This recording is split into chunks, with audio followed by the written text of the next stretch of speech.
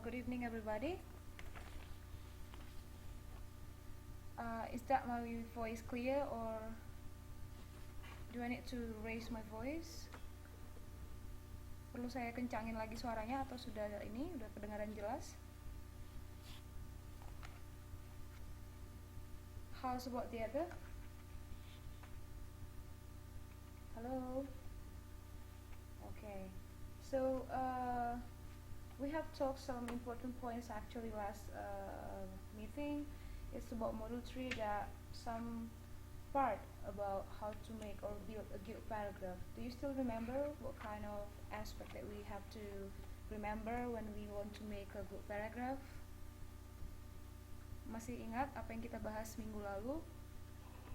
Ada beberapa bagian selain dari topic sentence, supporting sentence, dan concluding sentence yang merupakan dua main aspek juga untuk membuat suatu paragraf yang baik atau yang tepat.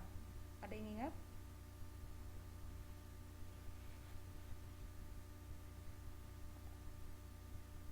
Ayo, bukunya dibaca nggak ya? Nggak ya? Halo?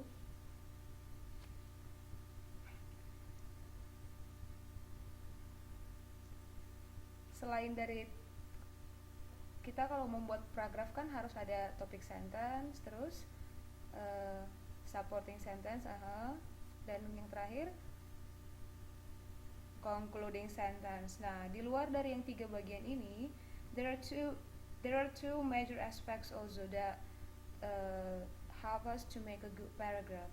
Last meeting we talk about that in module 3. What's that?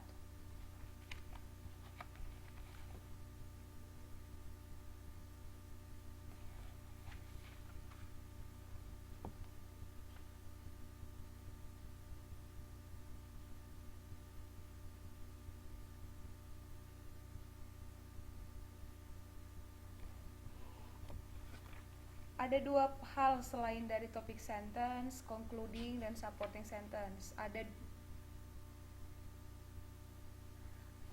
No, it's parallel and then yes, unity and then paragraph outline. Okay? Ya, ada yang bisa jelaskan unity, what is that, what does it mean, and then paragraph outline?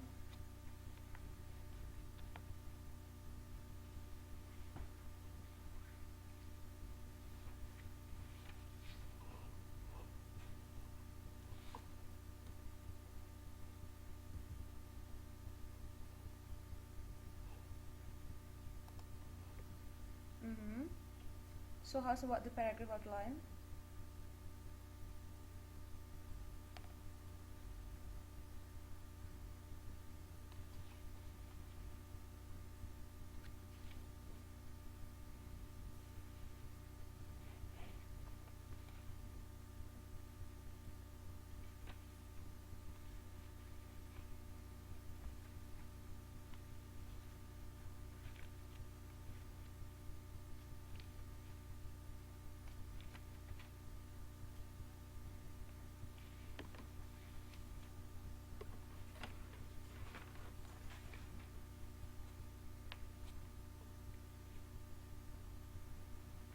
Okay, good. Another opinion? Ada yang mau kasih tambahan penjelasan? What is exactly unity and then paragraph outline? As Mbak Napiatun said, that unity means that you talk one idea in a paragraph, and then paragraph outline atau biasa kita sebut dalam bahasa Indonesia itu adalah kerangka karangan. Iya, dan menurut Mbak Napiatun, dengan membuat kerangka karangan kita lebih easy, lebih quick, lebih cepat untuk menyelesaikan tulisan kita karena sudah ada inti-inti pokok atau kerangka karangan yang ingin kita kembangkan. Yang lain ada ide atau setuju dengan pendapat Mbak Napiatun? Halo? Masih tidur atau masih bangun? Kenapa? Masih semangat. Mbak Yeni Aryani ada pendapat? Kenapa nggak ada?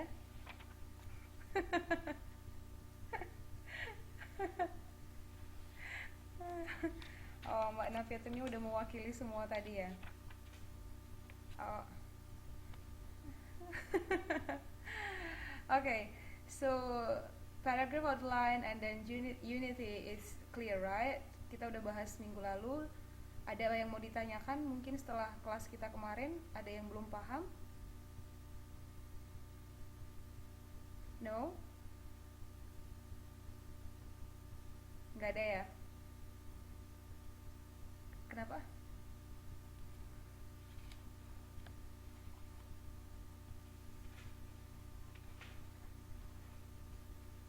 Mhm.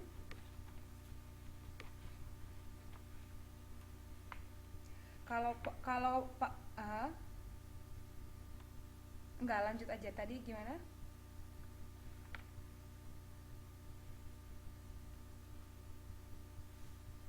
Mhm.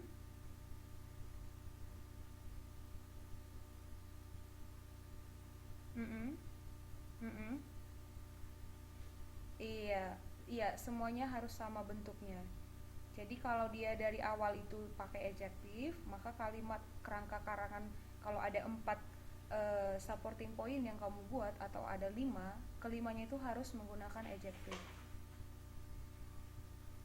Iya. Jadi jangan seperti yang kemarin kita bahas, kan ada beberapa sampel di situ yang dia supporting point pertama complete sentence atau complex sentence, dan supporting point berikutnya dia buat adjektif, ada lagi dengan noun dan yang lainnya. Jadi itu tidak parallel form dia. Oke? Oke. Oke. Ada lagi yang mau bertanya?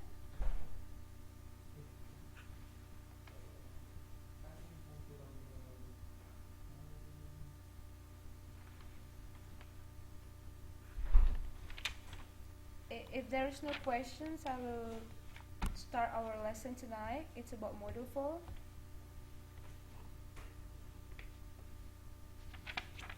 No questions? Okay, so please open page 4.1. It's module 4. Arranging sentences coherently.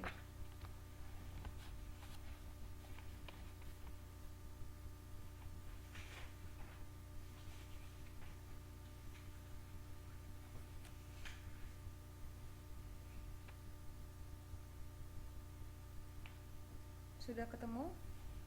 Page 4.1. Okay. Okay, so module 4, this is about arranging sentences coherently. So what does it mean actually, coherently, and why we have to arrange sentence coherently in a paragraph? Ya, seperti yang sudah saya jelaskan tadi, bahwa paragraf yang baik itu atau paragraf yang benar itu adalah terdiri dari 3 main body. Yang pertama supporting topic sentence, supporting sentence, dan diakhiri dengan concluding sentence. Nah, selain itu ada juga yang sudah kita pelajari, yaitu unity and then paragraph outline, right?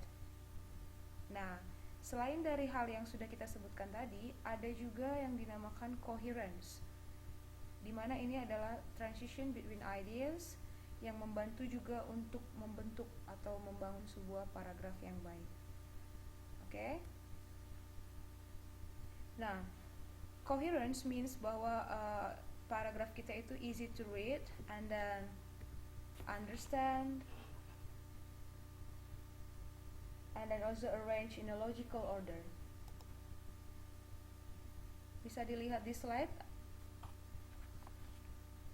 Kelihatan nggak slide-nya? Oke.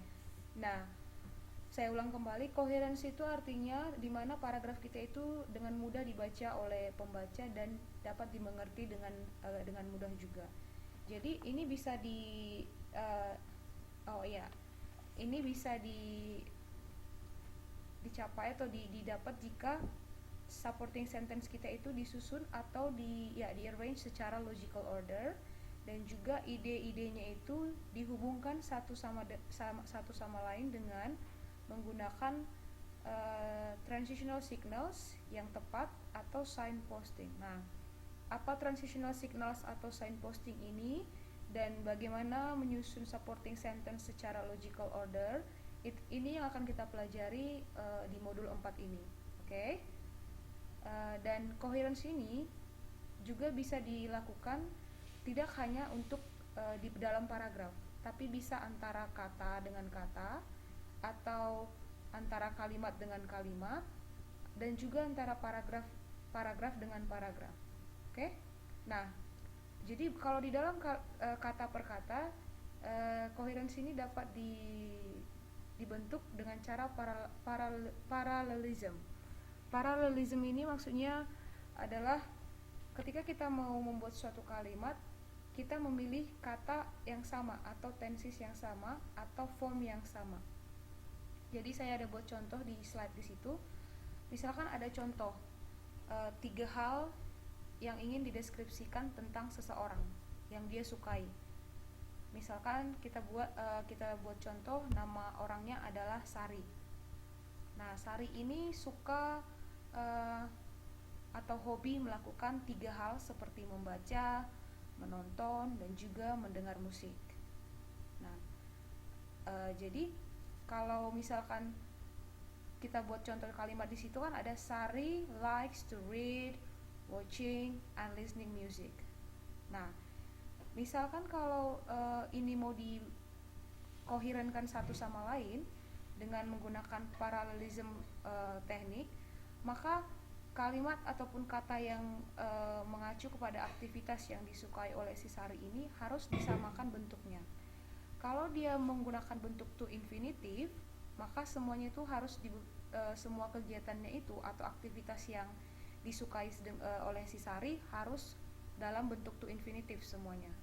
Misalkan Sari likes to read, and then to watch, and then to listen music. Atau bisa juga diganti Sari likes reading, watching, and listening music. Gitu. Jadi jangan ada satu kegiatan yang menggunakan to infinitive, tetapi kegiatan yang lain yang dia sukai menggunakan kata kerja diakhiri dengan verb dengan ing atau verb in.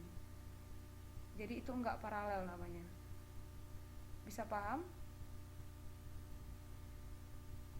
Coba kalau kalimat yang di bawah yang saya buat, Sarah likes jumping, running, and skating.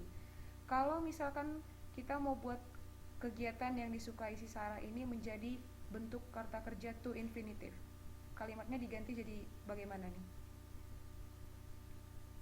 Oke, good.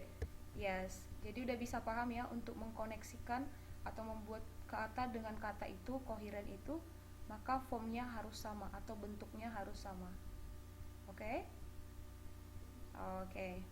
Nah, bagaimana kalau untuk antara kalimat dengan kalimat? Nah, antara kalimat dengan kalimat ini bisa dilakukan dengan using repetition atau transitional devices. Ini hampir sama juga dengan paragraf, antara paragraf dengan paragraf. Sama-sama menggunakan transitional devices atau melakukan pengulangan kata atau topik yang dibahas di dalam tulisan yang akan kita buat. Ini akan kita diskusikan nanti di slide berikutnya. Tapi untuk yang antara kata per kata sudah paham ya?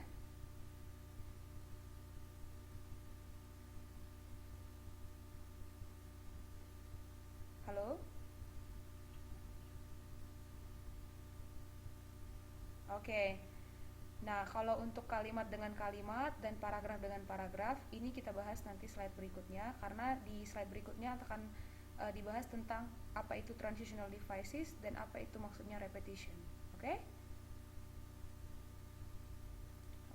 Ada pertanyaan sampai di sini?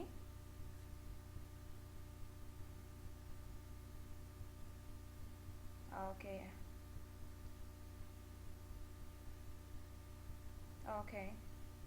Okay, good. So we can go to next slide, right? Oke. Desti, kalau ada pertanyaan nggak apa-apa ditanyakan di sini ya. Kalau saya terlalu cepat ngomongnya juga bisa di interrupt ya. Oke, good. So well. Nah, coherence, there are four ways to achieve coherence. So the first one is repeating keywords and phrases. Ini sama dengan repetition tadi. The second one is using pronouns. And the third one using transitional signals. The fourth one is ordering sentences logically. Nah, ini adalah 4 cara bagaimana untuk membuat suatu paragraf itu koheren. Nah, kita akan bahas satu persatu ini, apa itu repeating keyword and phrases, apa yang maksudnya using pronouns, using transitional signals, dan juga ordering sentences logically. Nah, yang pertama yaitu repetition of keywords and phrases.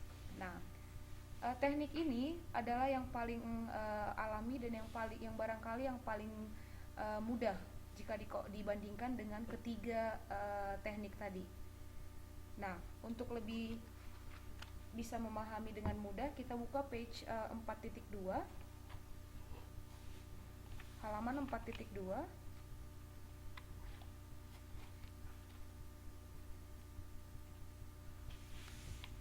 Sudah ketemu?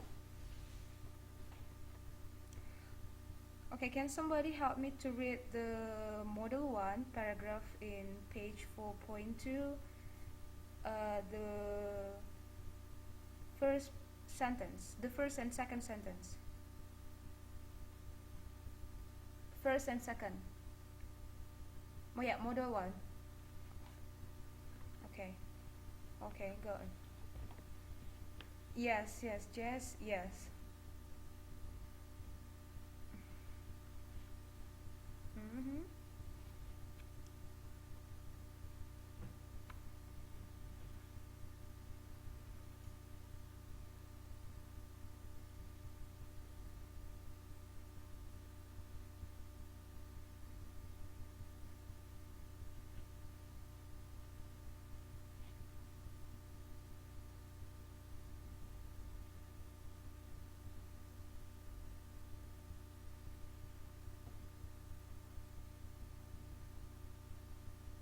Okay, stop it. Okay, stop. So now, we have one paragraph here actually in page 4.2. Kita ada satu paragraf ini, satu paragraf yang lumayan panjang di halaman 4.2. Nah, kalau teman-teman bisa lihat, if you can see that there are some words that they bold there. Ada beberapa kata yang mereka tandai atau mereka cetak tebal di situ. Bisa lihat? Okay, I just want to know that how many words that you can count that they bold in that paragraph. Berapa kata yang dicetak tebal di situ di dalam satu paragraf itu? Maksud saya for whole paragraph, untuk semua paragraf itu ada berapa kata? Okay, there are 9. Ada 9 ya. Is that really 9?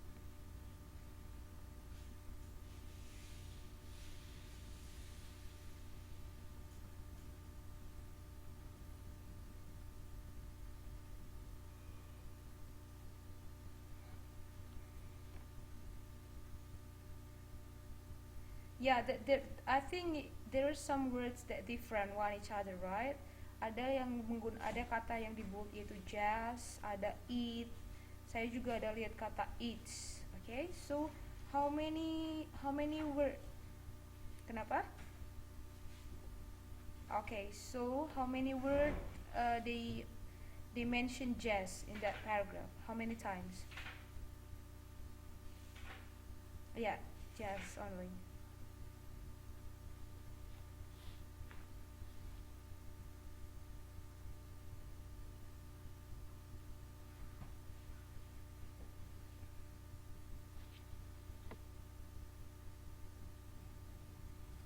Okay, 9. So how about the word it?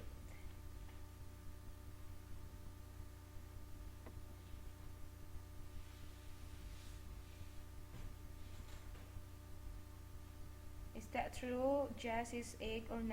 I think it's 9. I count here it's 9.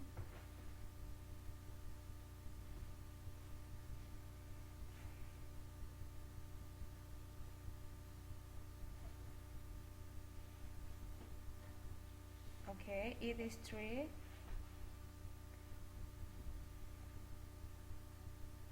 Okay, so yeah, she said it is 3. Yeah. Yeah. So how many the totals?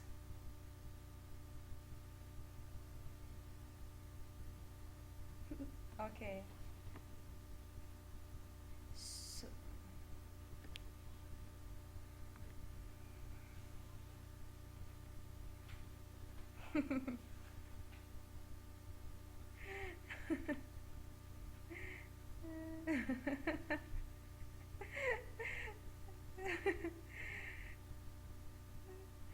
So, so okay. No, sometimes the explanation it could be wrong. So you need to count actually how many times they mention jazz, eat, and it. So okay, let's make a conclusion. How many times they mention jazz in that paragraph? 9. Okay, good. Okay, how's about it? 4 times, yes, and then it's okay.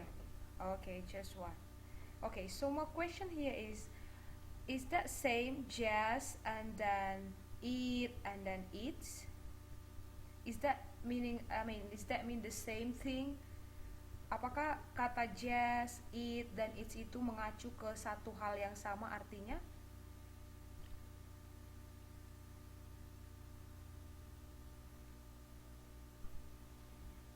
Iva mengarah.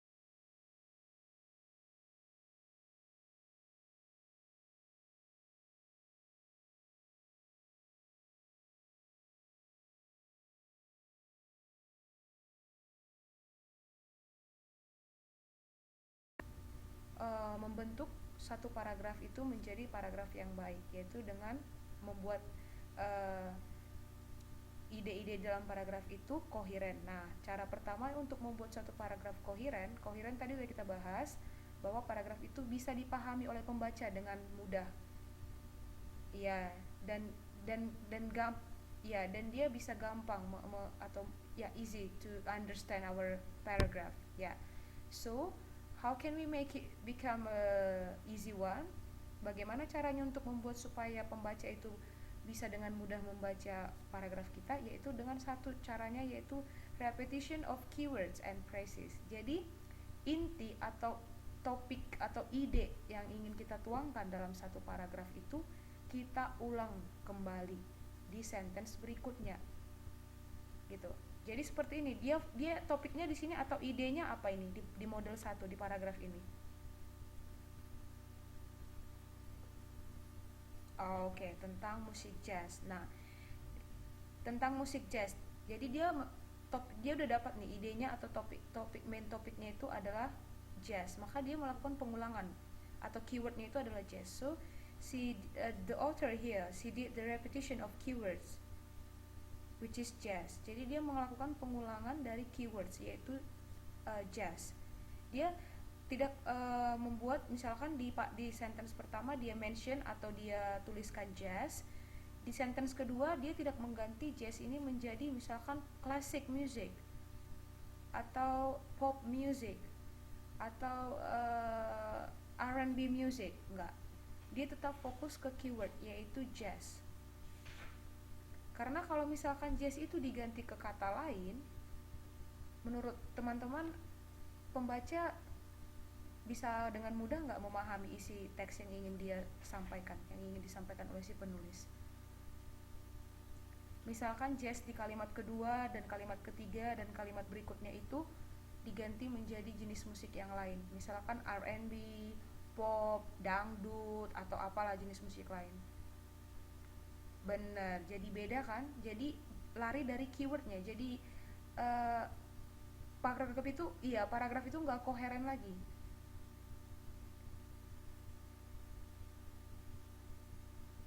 Yes, seperti unity yang kita omongi kemarin. Unity means that you talk about one idea.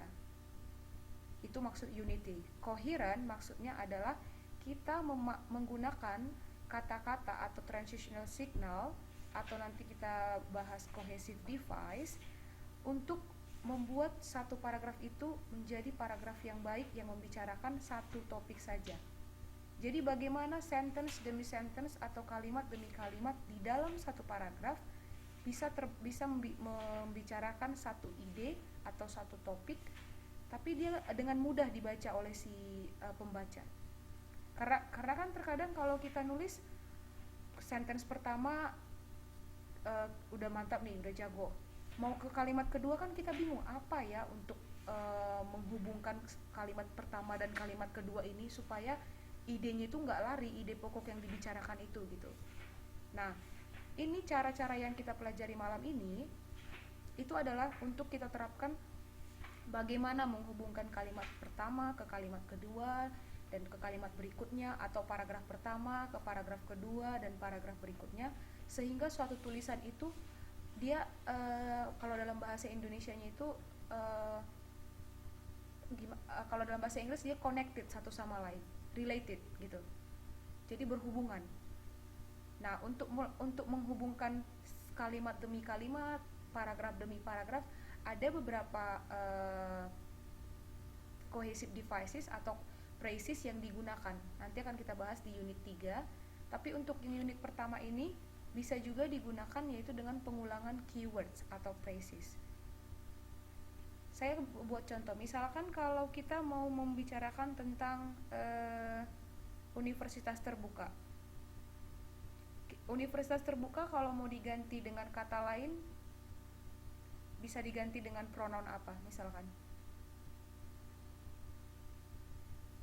UTT. Kalau jazz kan itu bisa diganti dengan pronoun it, ya kan? Nah, kalau universitas terbuka bisa diganti dengan pronoun she nggak, atau he, atau they?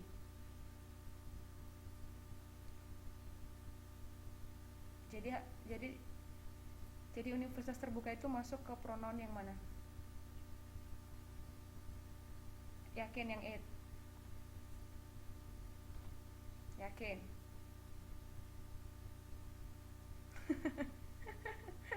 Yakin tapi kenapa?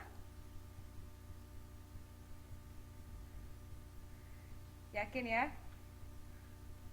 Oh, oke. Okay. Universitas terbuka itu kan termasuk things, ya kan? Termasuk hal atau benda. Jadi sudah pasti dong dia diganti dengan pronoun it. Gak mungkin she atau he, karena dia bukan person, dia bukan orang. Oke? Okay? Halo? Oke. Okay. Paham di sini apa maksud repetition of keyword dan phrases? Iya, kata kunci yang ingin dibahas dalam satu paragraf atau dalam satu tulisan. Tapi ingat, jangan berlebihan mengulang keywordsnya. Makanya di sini di paragraf kita di halaman 42, supaya penggunaan jazz itu tidak overuse, tidak berlebihan. Jadi kadang pembaca kan jadi bosan karena kata-katanya sama diulang-ulang gitu. Jadi dia diganti menggunakan pronoun, yaitu it dan its. Ada kan tadi kata its? Ada muncul kan sekali tadi?